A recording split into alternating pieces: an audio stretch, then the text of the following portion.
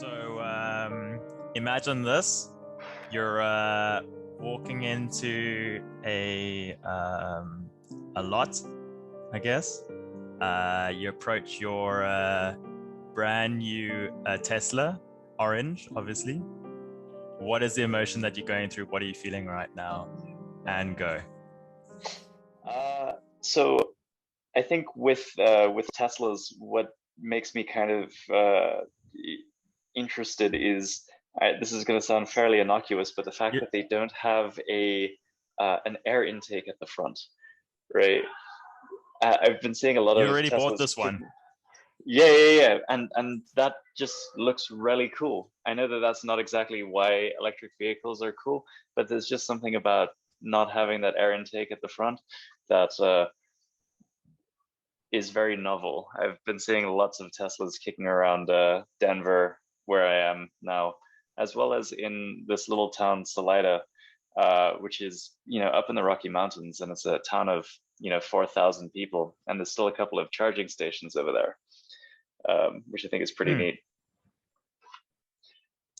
So is it excitement that you feel in your new Tesla as you drive excitement off? Sure. I think that it's would you prefer to rather have something less? I mean, I would like it. Like, if I'm going to get an electric vehicle, it may as well be a Tesla, right? Yeah, for sure. I mean, I'd be the same, right? I'd be elated, right? Yeah. Worked hard to save up for my Tesla. Yeah. Obviously, the next thing is to try and get it back to South Africa. Yeah, hopefully you've got a right-hand drive one.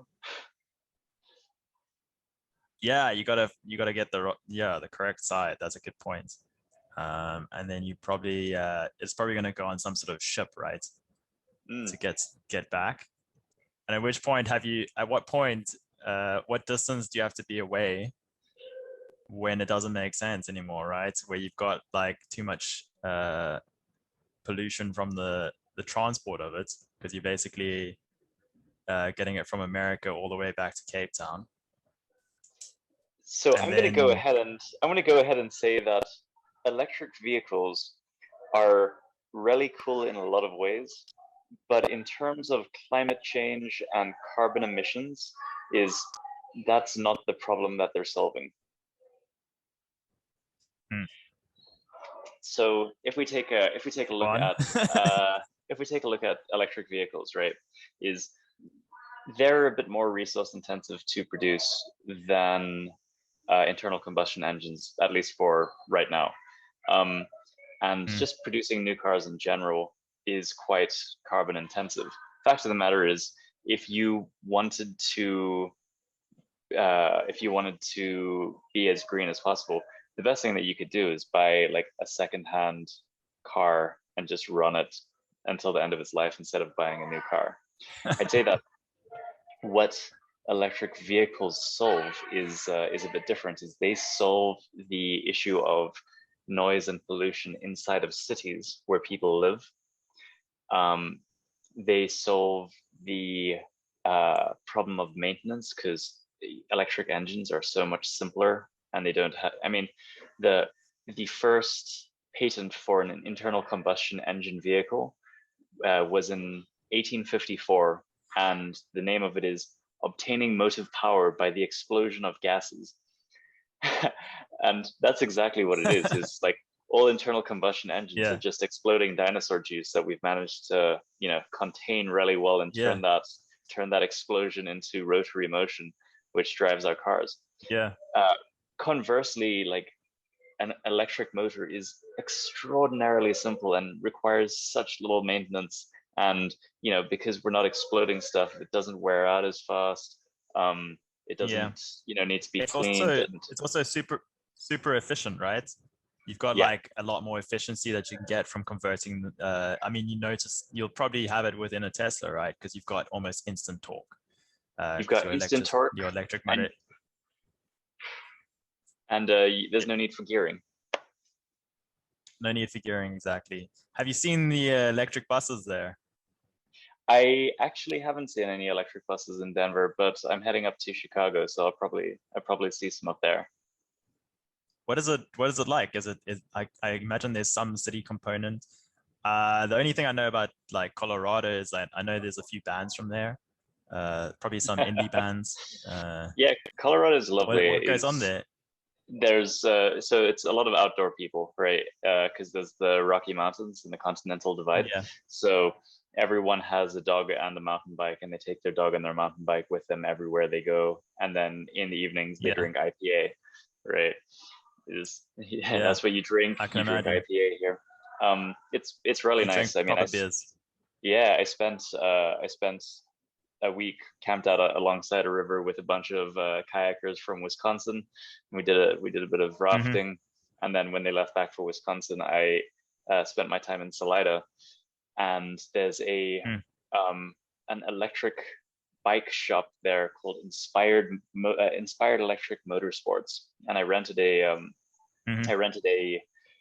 pedal assist electric unibody bike from them 2 days ago, and they were kind enough to remove the limiter for me, and that was just great. Is that the video you sent? Yes, exactly. So that's me blasting along the side of the Arkansas River. One-handed, one hand on the throttle, no hands on the brake. the other phone. The phone in the other hand. Yeah, I ended up like doing a loop around the lake over there, and it was delightful. And what you said about instant torque is that's there.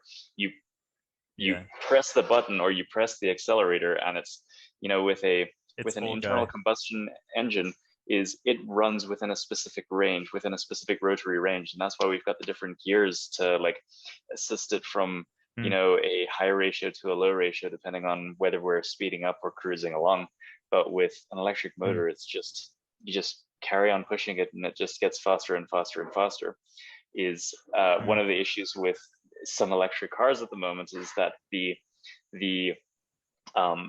fastenings of the motor to the car itself keep breaking because of the immediate torque that happens. Yeah, I can imagine. It actually reminds me. So I'm actually reading a book called Startup Communities, and one of the communities that it mentions is the Denver Boulder community. So do you notice a lot of startups there? You mentioned the outdoorsiness. I guess there's outdoorsiness here.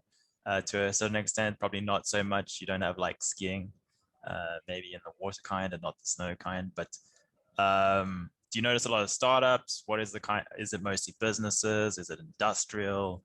Is there like a burgeoning car industry? What would you kind of pinpoint it as someone who's never been there? So Denver itself it's a big city, right? But it's a walkable city. And you've got, your vast range of like big business. I mean, there's a giant Salesforce building right out the window over there. But then there's also everywhere. lots of small co-working spaces and people starting their own companies and coffee shops, and it is quite a creative hub. But what's quite interesting is that once you get out of the city into the Rockies, there's lots of small towns that are not like they're not your typical rural town. They're actually like little hipster villages where a bunch of young professionals live and work, since they're location independent. Tanner, who I visited up in Carbondale. Carbondale is also a very small town between Glenwood Springs and Aspen, and it has a fairly high concentration of young people. Comparatively, they say that when you date in a small town like that, it gets a bit weird after a while because everyone knows everyone. I can imagine. Have you met anyone from the valley who's escaped? And now I actually did.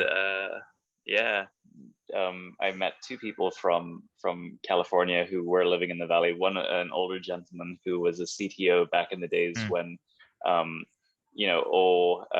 all computers were proprietary. I can imagine. Yeah, and then another back guy who was just more just a valley rather than a silicon one. Yeah, and then another guy who just was escaping the exorbitant rent of the space. But You were in Seattle, what, a year and a half ago or so, and you took a scoot around on those Lime scooters. Actually, you did that in London as well, and you hit your head pretty bad. Yes, I did. It's actually, I don't know if it's a common thing, but there's always like some sort of body of water. In Seattle, they've got like there's like this huge lake, and what I could do is I could take the Lime sort of bicycles. It's also semi-assisted, and then you just pedal. And I was also doing like the one-handed recording kind of vibe. It's pretty fun, I must admit. Especially, I mean, if you think about just adding a bit of spice to your life, you know, just having an electric scooter, even just like, you know, cycling, like I've been doing a bit recently, it does make it a little bit, you know, it adds a little bit of excitement to your kind of commute or to your like day, right? And it is actually But what they significantly do, faster. yeah, I mean, it depends where you, like if you have to park it and like lock it up and stuff. But obviously in Seattle, it's not a problem. Yeah, maybe in Cape Town, you might have to worry about your electric bike getting stolen. But in Seattle, they do have electric buses, and they've got like the wires that go along the sort of streets, and then they've got like the sort of little thing that touches it, almost like a train, I guess. But then again, it's like you're moving, like as you said, you're moving that generation from the engine and from the city elsewhere. So the question is posed, like, does just having electric cars, is that the full solution? No, it's not. You also have to have like improvements in the actual generation part too. Yeah. And that's the other thing that I want to maybe ask is like, do we still need nuclear if everyone was driving electric cars? Well, so that's actually a really good question. And I think a good way to answer that is to just look back at the history of electric vehicles. So in electric vehicles, almost they pretty much arrived at the same time as internal combustion engines. They were actually kicking about when we were using steam locomotives. So in like 1932, there was an inventor, Robert Anderson, who invented like a crude electric carriage, right? And it was only in that was in 1832. And then in 1854, there's the patent for, you know, obtaining motive power by the explosion of gases. But it was only in 1879 that Carl Benz patented a reliable two-stroke gasoline engine. But if you think about this, is that Carl Benz patented that in 1879, and in 1884, the first practical production electric car was released. That's a long time ago. And at the beginning of the 1900s, they were actually more popular than gasoline and steam-powered cars because they didn't have gear shifting, they didn't have the vibration and the smell and the noise associated with those kinds of cars. Which was pretty neat. But then in the 1920s to the 1950s, as we found like large petroleum reserves that led to really affordable gasoline, and a whole bunch of developments in the internal combustion engine like improved the range and the speed. And it was actually driven by the racing industry, right? The racing industry was like, well, we don't really have, you know, the power, not necessarily the power, but the actual energy density inside of batteries to properly race. So that's where petroleum cars pulled ahead, and then they were just kind of like electric vehicles were relegated to forklifts and, you know, stuff like that for, you know, until the modern era. Milk carts. Yeah, exactly. But it does come down to that. I think there's like milk floats. Like they used to like drive around in the morning and like drop off like milk in your house, dude. Like I think I was speaking to someone on the weekend and they're like, yeah, I remember that when that was a thing.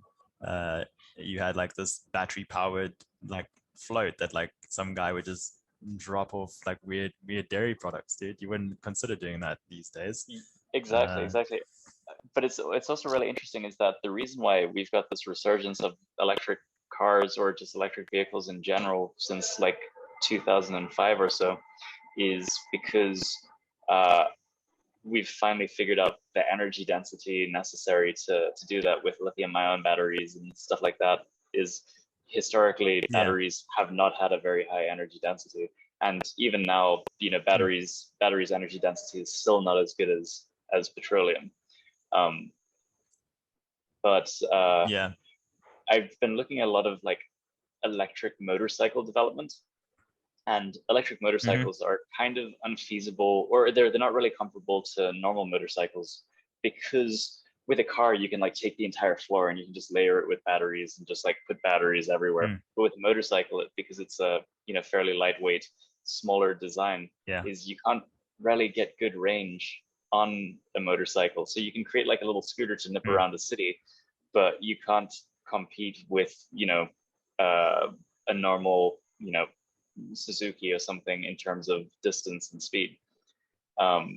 So, you know, as battery technology improves, hopefully it'll get lighter and lighter and more energy dense. And then we'll see, you know, good electric motorcycles. Yeah, exactly. I think the thing that I'm most excited for is when you have electric trucks. Because the one thing that I think takes up, I mean, we spoke about like shipping containers or container ships. Those things, like, they just guzzle whatever you give it. But I think the turn will come when you have like proper, you know, electric like transportation, right? I mean, we look at things like a lot of people talk about the carbon footprint of your like food and stuff. So if the transport is eco-friendly, I mean, we still have this problem of where does the energy get generated, but like technically if you don't have like smelly trucks transporting your food, it's going to make it more eco-friendly no matter like where your food comes from. Which I think is good for like in a globalization sense, maybe not in an economic sense, but like in terms of reducing the carbon footprint. I can have my sort of whatever, like soy milk from Italy, or and not feel so bad about it. And also maybe I know like Airbus, they've got their, I think it's an E0, where they're hoping to have a even hydrogen powered airplane by like 2035. So in that sense, you basically removing all of these like sort of carbon emitting places inside of our like normal food chain and all of that. So I think that's like something that I'm really looking forward to. And also, along with electric vehicles, there's also the chance that it could be automatically driven. So here's a story. Here's a story of efficiency, right? Or just inefficiency. So let's take, for instance, you want to take a road trip, right? You've got your bucky, and it takes, you know, unleaded 95 petrol. So the process of you taking your road trip is oil is welled somewhere, right? Then that crude oil is shipped across the ocean to a port, where it then goes to a refinery and it gets turned into petrol. And then you have a whole bunch of trucks, petrol tankers, that drive this around the country to, you know, the middle of absolutely nowhere, because there's petrol stations everywhere. And then when you're driving your bucky through there, you can refill at these petrol stations. And that's such a crazy concept that that's the way that we're distributing that energy, right? Is we're finding it somewhere in the world, we're welling it, and then it goes through so many steps before it gets to you. And when we think about like economies of scale and just efficiency in general, is we know that if we take a whole bunch of, let's assume that we're just burning fossil fuels. If we take a whole bunch of oil or coal and we have a power plant that generates all the electricity, the transport of that energy between the power plant and your charging station is just the movement of electrons in a wire, right? So it takes out that entire concept of like having to coordinate trucks driving around the country, you know, all of the lost efficiency, the lost energy that is required to power your road trip. If anything, that's one of the things that just kind of excites me over there, is that even if the method of electricity generation is nasty is we're still creating a much more efficient system to distribute that energy. And the other important factor is that inside of cities where we work, live, and breathe, there's going to be less noise pollution, less air pollution, and pretty much cities all over the world suffer from that. So I'm optimistic on electric vehicles, even if it doesn't solve the climate crisis. Yeah, but I don't know if you saw, so at the beginning of June in South Africa, there was an announcement that Cyril Ramaphosa said that they're going to allow up to 100 megawatts generation without having to register with NERSA, which is a national energy regulator. So that like opens the door for essentially private companies to create these green installations up to 100 megawatts, which for me is like super good news, because that's kind of what we need. We need some people to start creating some more greener options, and also the effect of the private system like segment getting involved. You can have these more sort of smarter grids where you may be like feeding in at certain points and it's not always coming from the same sources. And I know you like a proponent for like geothermal. Like I've been coming more around to the idea of nuclear and those kind of things, but also just instead of having single generation and multiple people using, having like that generation happening closer to the home. So with solar panels, like maybe not so much wind turbines, but you can get other things like absorbing energy from sewage, those kind of sort of energy efficient ways. So delivery of power will come more in a distributed fashion, but obviously there's like complications there, right? Because if you've got this grid and it's supposed to have certain like 230 hertz or 230 volts and like 60 or 50 hertz, then you got to make sure that everyone's abiding by the rules, or else you're going to have like a dodgy power connection. And I think that's part of the problem that we need to solve, and hopefully technology will come with that, is if everyone's charging their like Teslas at night or like any time of the day, like how do you manage all of this power that's flowing around? And it's exciting, but it's also going to require a lot of sort of smart technology to make sure that it all works together. Yeah, because you can't just live. I mean, you could also just like completely break yourself away from everything and live as a hermit and with your Tesla and you're just charging from your own battery supply. But when you're trying to like work together, like it's going to be hard.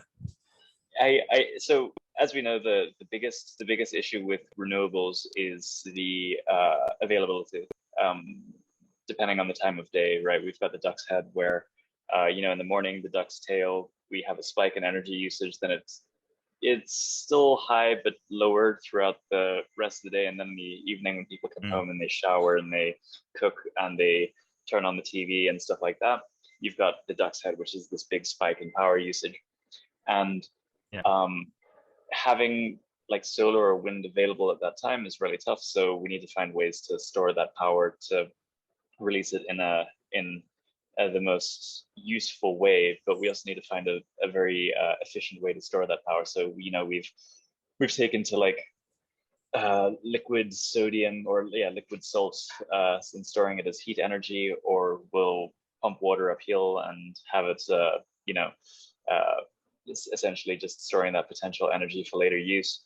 But with the falling cost of batteries and the increase in the energy density of batteries, that's been incredible. I mean, like batteries are so very cheap when compared to 10 years ago. So it's been a pretty neat development over that. I kind of see a distributed energy grid that you're talking about, because the fact of the matter is, with like coal burning power plant or with a nuclear power plant, is you can't have it near a city, and you also really want to leverage that the giantness of it so that you get that extra efficiency. But whereas with a bunch of wind turbines or with a solar field, is you can have small solar fields distributed around areas, and charging little battery stations here and there. And yeah, essentially decentralizing that and making it more efficient and having more uptime. So I'm excited to see where that goes. It almost needs to happen, because if we're already getting to a point where a lot of people are like getting deliveries, like e-commerce and that, like all of it, if you think about it, relies on some sort of transport and some sort of, last mile. So if everyone's ordering stuff online, you're basically increasing that demand for, clean ways to get around the city and deliver, goods and packages. So like as e-commerce becomes more prevalent, if it was just a purely fuel guzzling thing, then you're going to have either lots of scooters running around with those big boxes on the back, or you're going to have like a very dirty city. So it has to almost, knowing the way that people think like more these days is, more about health, more about them, living in a clean environment. It's going to have to become a point where it's like, let's go full EVs and, make it Yeah. a green space. So being in the United States, there is this big juxtaposition versus Europe, where over here everyone has cars, generally really fucking big cars as well. And Yeah, uh, the fact of the the matter is that Fords. yeah, exactly, or those GMCs. And the Yeah, fact of the matter is that if everyone if you're in Europe, you can get around perfectly fine without a car, right? You hop on a train, you hop on a tram, you hop on a bus, and that's actually that's a much better solution to climate change. But failing that, we might as well make giant trucks that are electric powered. yeah. So I think the thing is about America is that like a lot of the architecture of those cities and those urban spaces came from the fact that they had a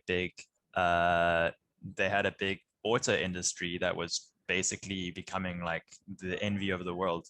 Everyone had to have a car, and that it was kind of pushed the urban areas to be less people centric. Whereas Europe, I visited both Seattle and Dallas.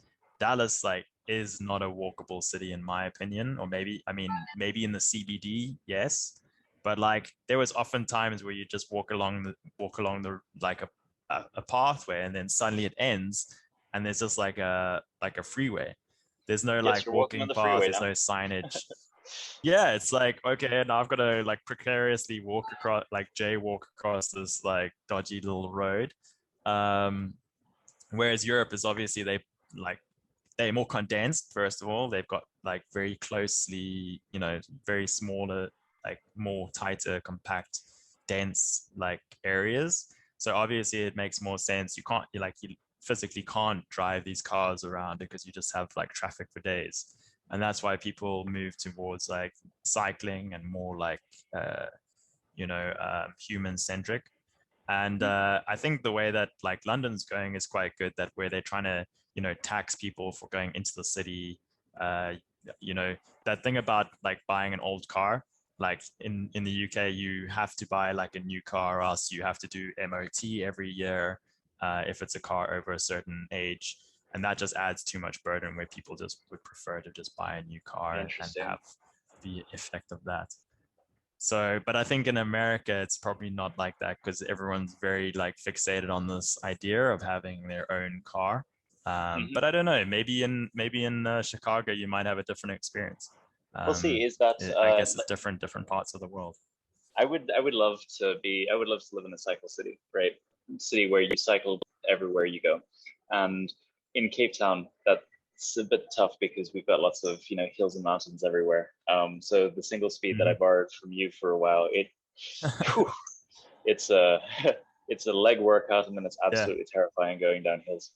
But exactly. with the rise of like pedal assist electric bicycles and stuff like that, I could see Cape Town becoming a cycle city, right? If we put in the infrastructure to do that. is that the Mm. electricity would essentially, the electric assistance would essentially make cycling in Cape Town comfortable enough that the entire or a big portion of the population would be able to do that. Because currently, if you want to get around bicycle in Cape Town, you have to be quite fit. Yeah. And good for people who are fit, but I'd say it would be even better if people would just be able to get around nicely. And if you want to have a non-assisted bicycle, you can. Yeah. I think we've spoken about it as like having, when you get to the point where you can cycle/walk all the way from the waterfront all the way to Musenberg, that would be the dream. Then all you need is electric bicycles, and you've joined the city a little bit more, and you've got that connectedness. What amazes me about like the European cities is the way that their subways and the way that their infrastructure connects different parts of the city and almost makes it, smaller. And that's kind of the whole point of things like globalization, is that you're basically making the world a smaller place that you can do more business, you can like interact more. Like you don't have to sit in traffic if you want to go to Musenberg for a surf after work, right? And that's something that is really one of the things that I liked about some of the modern cities, and especially in the US. Yeah, I love that. I love that concept. And the fact of the matter is that, like, even on a pedal assist electric motorcycle, is you can go 60 kilometers per hour. I was doing that alongside the Arkansas River. And Yeah. as you know, in South Africa at least, we've had that huge rise of delivery drivers, Uber Eats, order in Mr. Delivery, and they're generally running like very noisy, very smelly two strokes or 150cc scooters, and that's not great for the city, because it turns out that scooters and small motorcycles are actually worse emitters of both noise and pollution because they don't have catalytic converters, right? So it's carbon monoxide, especially those two strokes where it's also burning oil as well. It's quite a thing. So having all of those little scooters switch over to electric would be great. Yeah, exactly. I think the thing that like cinched it for me is like when I was staying in London, my apartment was opposite like a fast food place. So they obviously have Deliveroo, which is like basically cycling, and you have some of these guys that have like really souped up their bike. They've got all the like bells and like whistles, like literally. But there's also those scooters. So you're there, you're trying to get some sleep. It's like 8 or 9 o'clock. Everyone's trying to get in their last order, and you just hear these scooters like taking off and arriving and taking off, and it's just that like constant sort of Uber Eats style engine noise, and that's where I would be very for having electric vehicles, just because of the quiet it would bring. Even going for hikes, like you go for a hike like up to Lionshead or along Signal Hill, you can always hear that like hum of the city. Imagine what it's going to be like when it's mostly cars, right? Traffic. Yeah, exactly. Yeah, maybe the odd like aircon every now and again. Construction, but if there's imagine construction happening. Yeah, let's put it into the future, 2050. Like walking through a city, it's not going to feel the same, right? It's going to be completely different. And that, like, it's going to be quiet. We'll all be flying, right? Yeah, you'll be able to hear birds tweeting. I mean, if there are any birds left, to be honest. But you'll hear birds tweeting. There'll be probably more trees. Maybe there will be like, carless days and all of that. But at the very least, I hope by then, like, South Africa will have a few electric vehicles, a few charging stations. I know there's a few places where they are prepping for it. Some of the newer shopping centers have like those charging bays, and it's mostly for like Jaguars and those kind of like upper class cars. I don't think I've seen a Tesla in Cape Town, actually. I haven't seen a Tesla in Cape Town, but one of the interesting things again about the efficiency of charging electric vehicles is that you can do it at home, right? Mm. Because everyone has, or at least a certain percentage of the population has electricity at their house. That's kind of like having Mm-hmm. a filling station at your house. I think what's going to happen is we're going to look back at the gasoline powered world in a couple of years' time and be like, wow, can you imagine that when you wanted your car to go further, you had to go to a special shop that sells stuff to make it go further? It's like I can imagine if you were like a Viking and the only place to get food was at the like central campfire, and you're like, well, we all have to go to the central campfire because there's only one fire, there's only one petrol station. Like we can't just cook in our own homes. That's absurd. And they'll probably have the same thinking applied to cars. But yeah, I guess there is a certain thrill that comes with having an engine, and you'll probably know from owning a motorcycle. Do you think the cars will just become like this niche, or do you think it will be fully eradicated once Gen Z becomes like 40 or 50 years old? I have a very good analogy for this. I've been thinking about it, right? Is that petrol powered vehicles, internal combustion vehicles, are going to become antiquated, right? But there are still going to be lots of enthusiasts, in the same way that there are like classic car enthusiasts. But the best analogy that I can give over here is people who go and ride horses, right? Horses are completely impractical.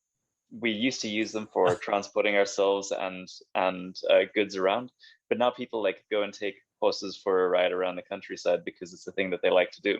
So I could see myself in 10, 15 years time having an electric vehicle and using that for all practical matters, getting to work or getting to the store or whatever. But if I want to go on a cruise on the weekend, like I'll hop on my motorcycle and it'll go putt, putt, putt, putt, putt, putt, putt. And the petrol's probably going to be more expensive because there's going to be, less availability of it.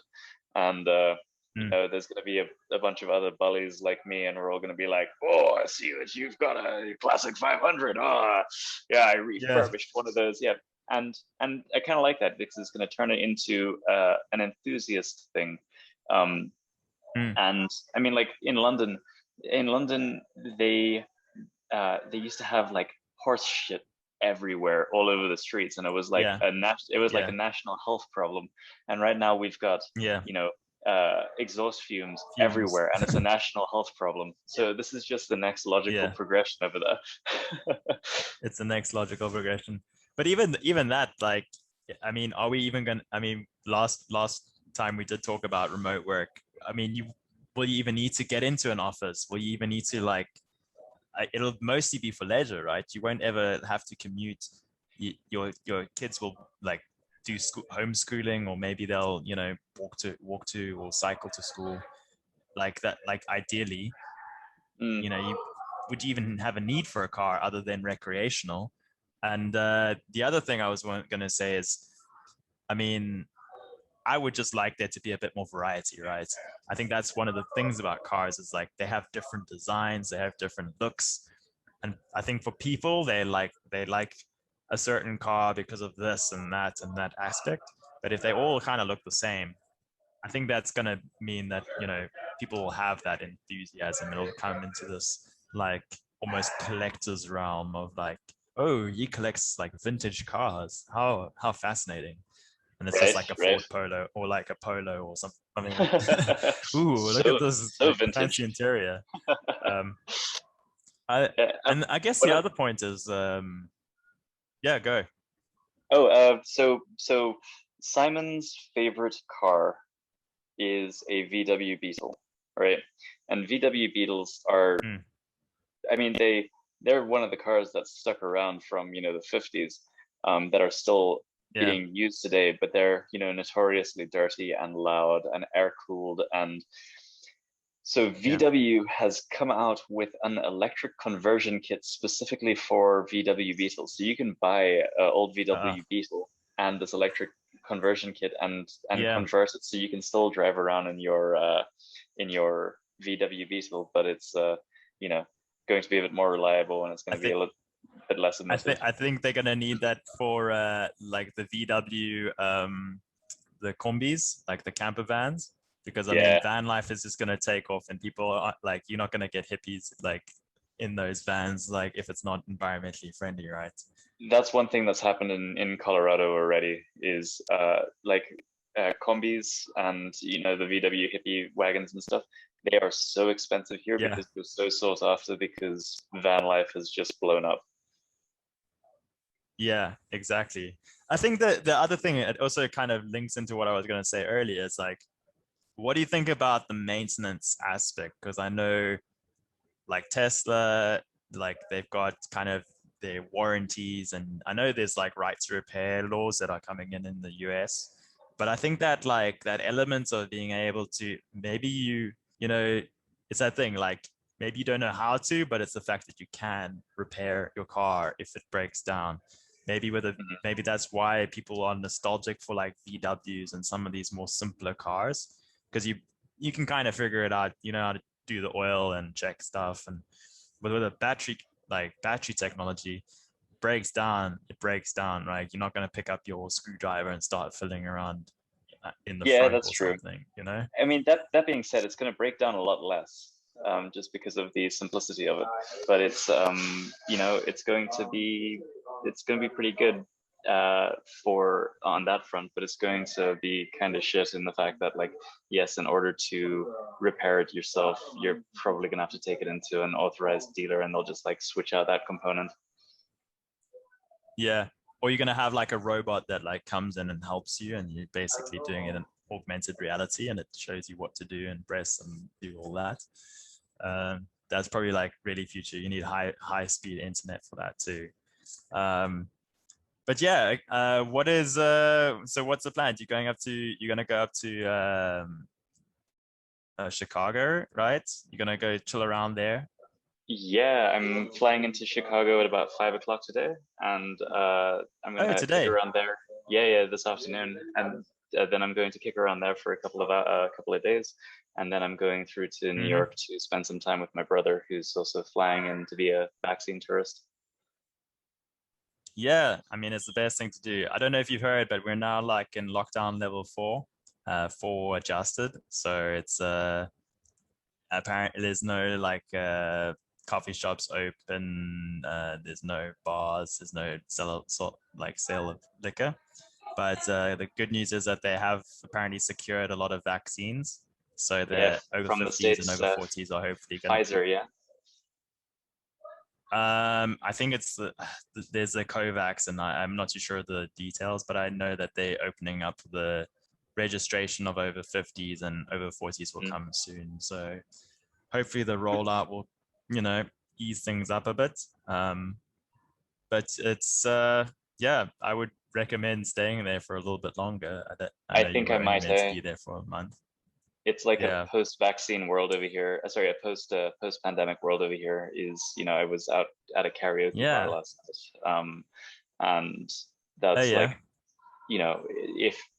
if there's a pretty high vaccination rate in Colorado, especially in the cities, and the idea of going to a karaoke bar unvaccinated is kind of scary, because everyone's like shouting and How did you singing and stuff. feel?